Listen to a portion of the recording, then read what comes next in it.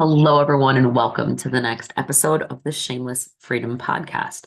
We are continuing with our series on the top 10 religious beliefs that hold us back from our sexual freedom. Just to recap, the first was sex is evil. Pleasure and desire is sinful or indulgent. Sex is dirty. And today, what we're going to talk about is that sex is sinful. Now, again, you may think that this ties into the other three. They are layers upon each other. Because when you think about sex being sinful, it basically gets to the morality of who we are as humans. It is almost this concept that is rooted in the belief that the flesh is weak and corrupted by sin. Right? That if we desire sex, that if we desire this intimacy, this pleasure, this experience, that it is sinful and it is wrong, and that we should be more in life. It's almost like we should want better things for our lives, that we have become what I would call a moral failure, right? It's almost like if I'm someone who enjoys or wants to feel the depths of sexual intimacy, then I'm not as good of a person as someone who is pure and holy, someone who has abstained, someone who devotes their life in service of others. And while being in service of others is absolutely important, it doesn't mean that people who enjoy their sexual freedom are not good people. It doesn't mean that you do not give to the poor, give to the needy, to live a life of service. It's not an either or. It's not that if you enjoy sex, you are a moral failure because you should be focusing on so many more important things in your life. Well, you could, but you don't have to. Like, you can learn how to have it all. You can enjoy sex, you can enjoy money, and you can enjoy being of service. You don't have to pick one over the other. That's the key in this whole thing is we've been taught that it's morally wrong to want to experience this bodily pleasureful thing, right? So it also goes into the whole concept that our bodies are weak and that our bodies, that we're listening to the body and we're letting the body drive as opposed to listening to our soul. And I think we have to really look into that concept. Are there people out there that abuse this? Absolutely. Right? There are people that abuse sex. And that's one of the reasons why we have the problems that we do, is because many people have been hurt by it. And the easiest way to shut it down is to make it be sinful, shameful, so that we as women don't even go there. You see, the thing is, we don't realize that, like, the source of our power and our pleasure is in our sexuality as a woman. And when we can move through the beliefs and the pain that sex is sinful, we open up new doors to what is possible for us You see, the truth is, our bodies are divine, but we are taught to disconnect from our inherent divinity. And this is where when I interviewed a priest back in, God, I don't know how many years ago, it was like 8 years ago, and I asked what the church taught about sexuality and is it really sinful? And he said, no, sexuality is spirituality. And if more people understood that, we would have less wounding, less rape, less trauma, less divorce, more love, more connection in this world. But too many of us have been taught limiting beliefs about sexuality to protect us.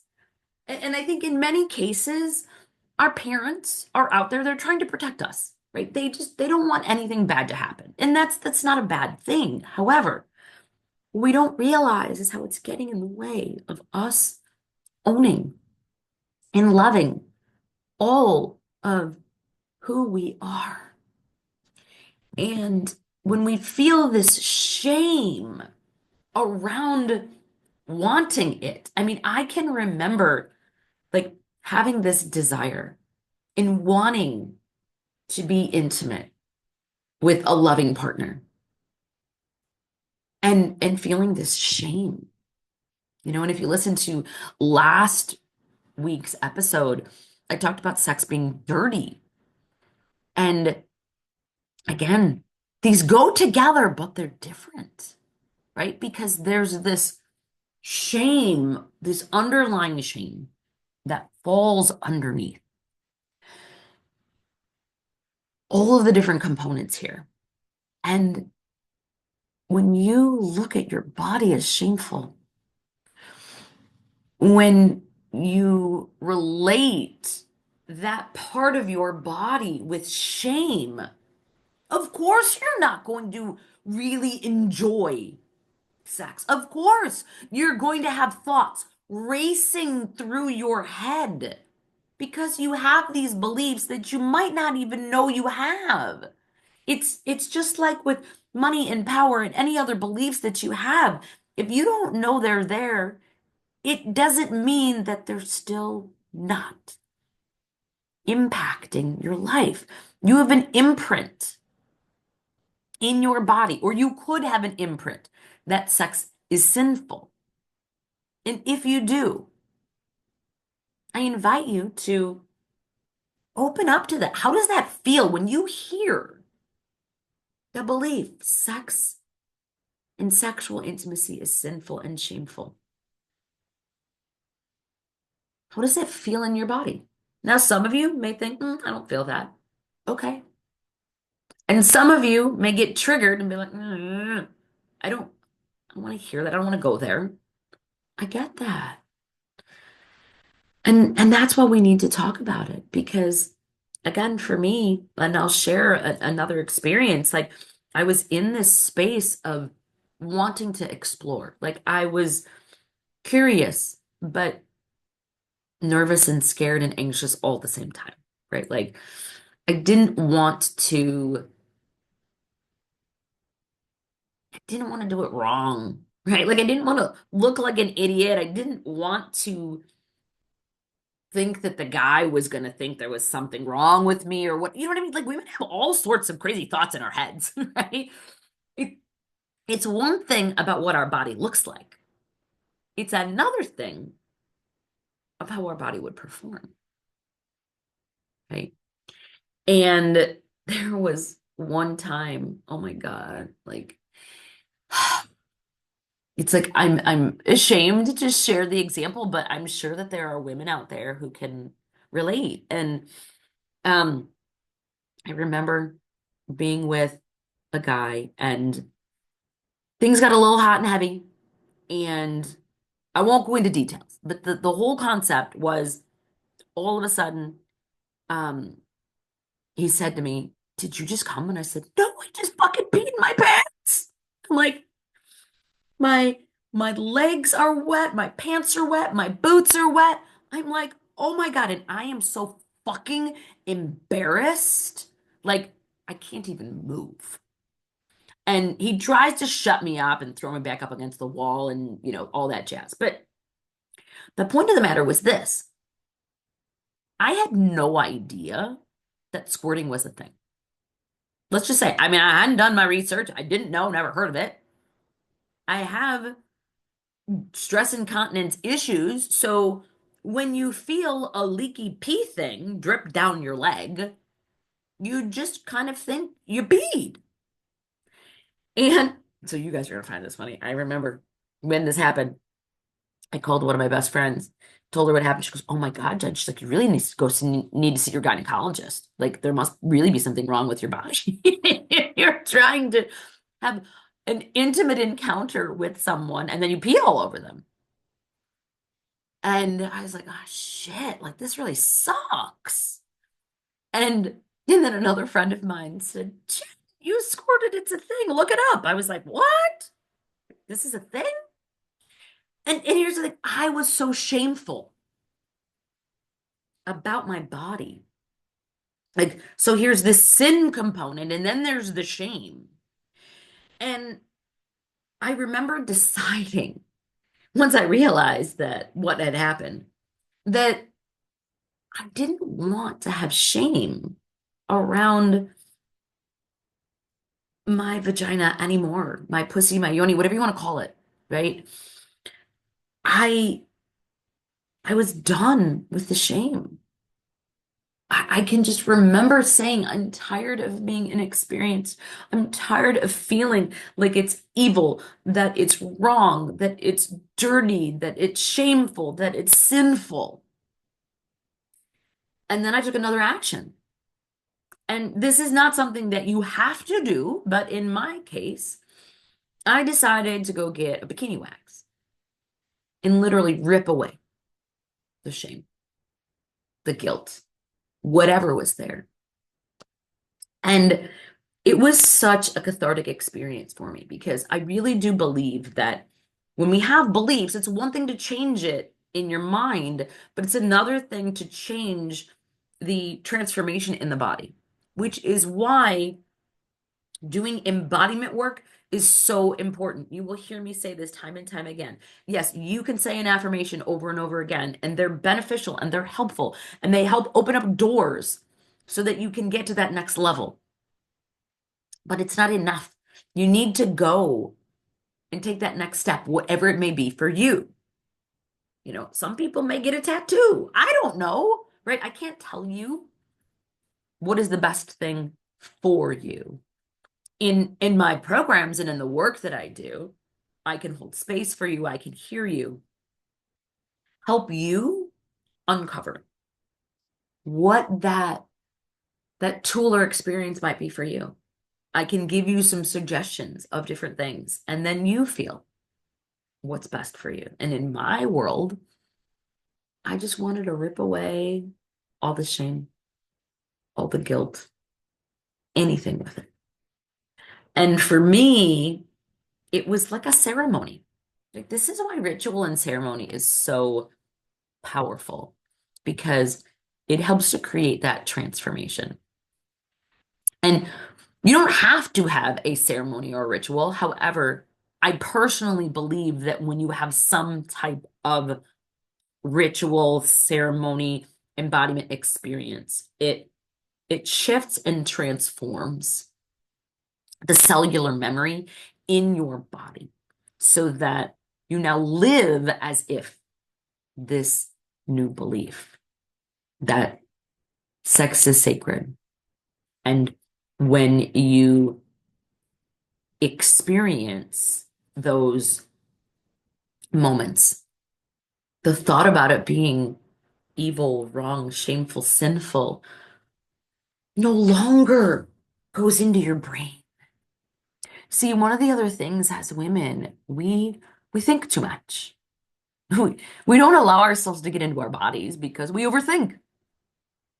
And if we are thinking that we don't want to be dirty or messy, or we don't want to be doing something wrong, or that what we're doing is sinful, well, of course, we're not going to enjoy it. We're not.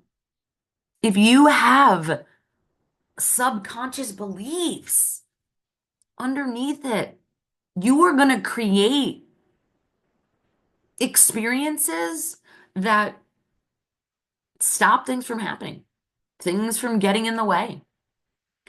You'll have thoughts racing in your head. You'll be frustrated that you're not attracting the right kind of men. You're not having the right kind of experiences, you name it. But until you do this work, it doesn't shift. It is not your partner's responsibility to shift. Any of the married women that are out there, like, you are not into being with your partner. I highly encourage you to pay attention and to think about all 10 of these once we get through them all. And with no judgment, to identify for yourself. How does this feel to me? What do I feel in my body and where? Do I feel shame? Do I feel guilt? And if you do, acknowledge it. It's okay. This doesn't shift overnight. You have to want to choose to heal your sexuality. Just like people, if you want to make more money, you have to heal your money wounds. If you want to have a great relationship with physical intimacy and deep connection with your partner, you need to go through and move through all of these different beliefs that are not serving you. Because I promise you, when you do, you will see a shift in yourself. You will see a shift, not just in your relationship and your experiences with your partner, but you will see a shift in all of the relationships that you have. You may end up making more money in your business or at the job you have. I've had many, many women say that. But it all is a choice. You have to say, I want to heal this. This is important to me. Many women, it's not important. And this is where we see a lot of breakdowns in relationships because they're claiming that this is not an important part of their life. And it really does need to be. And I'm not trying to shame anyone for not wanting to go there. I'm sure that there are many women who have had some type of physical trauma, sexual trauma, and I get it. I understand. I've been there. And it can be afraid and scary to be in that place. But that's also what we are on this earth for, is to have human experiences and to live through and to move through what's no longer serving us. It's like, what do you really want in your life? If you want a deeply connected and intimate relationship with your partner, then I highly encourage you to get curious, to get more curious about this topic. And if you are a woman who, um, maybe you're divorced and you're exploring who you are, you kind of have these feelings that you want more, but yet you're nervous because it feels wrong. You were raised in a culture, in a religion, in a society that said you shouldn't want this. And oh, by the way, and even if you do, you shouldn't want it until you're in a relationship. That's a whole other thing that we're going to talk about in a future week. That whatever desire you have, when it comes from true desire, is real. And the more you can connect with your body, connect with yourself, connect with spirit, and know this is real. It's not indulgent. It's not sinful. It's not shameful. It's not evil. It's not wrong. It's you. It's a part of you. We are all human beings. We are all animals. We are all primal creatures that crave and hunger for physical connection and physical intimacy. It's how the human bodies were made. And when we deny it, because it's shameful, it's wrong, it's sinful, we look to other things to fuel us and we suppress and shut this part of us off.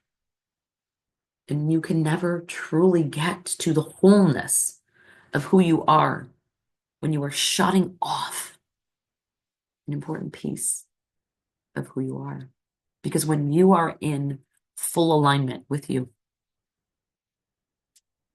you will see amazing things unfold. So if you are curious and you want more, I invite you to our Shameless Freedom Mastermind. If you are ready to dive deep, that's what I do for you. I help hold space for you to dive deeper into each of these topics and more, because this is more than just sexual healing. There is more depth involved in this. Sex, pleasure, the body, power, money, you name it, one at a time. I invite you to reach out. And if you're not ready to dive deep, that's okay, but you're curious. Keep listening to podcasts. You can download any of the free resources that I have on my website that will teach you to focus on loving your body and honoring all the parts of who you are as a woman. And if you're ready to dabble, I'll say, join our Shameless Freedom Temple, where you can truly begin to embrace who you are and be held in a sacred container to start feeling what it means to be an embodied woman who lives in shameless freedom.